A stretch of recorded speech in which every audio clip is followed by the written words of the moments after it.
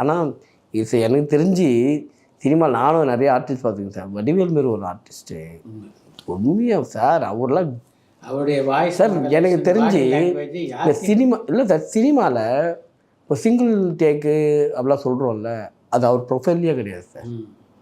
அவர் வந்து 15 டேக் பண்ணுவாங்க சார். பண்ணுவோமா, இன்னொன்று பண்ணுவோமா, நானே திட்டுவேன், இது நல்லா தானே இருக்குது, இதே திரும்ப பண்ணுறேன், வா செல்லம் வா வா சார், பண்ணி மெருகேற்றிடுவார் சார். ஐயோ, அவர் வந்து சினிமாவில் வந்து நிஜமாக சார், நமக்கு ஒரு சினிமாவில் ஒரு வரம் தான் அவர் வந்தது. அவ்வளோ டெடிக்கேட்டிவ். நம்மளால் செழிப்பு தட்டோம்ல, அது கிடையவே கிடையாது அவர்கிட்ட. இது ஒன்று பண்ணுவோமா, பங்காளி இவன் பாரு இவன் ஏதோ ஒன்று பண்ணிட்டான், நம்ம ஒன்று பண்ணுவோன்ட்டு விட மாட்டார். அவ்வளோ உண்மையாக is the best cinema artist அவர். அதனால தான் அவர் காமெடி இன்றைக்கி வரையும் நல்லாயிருக்கு.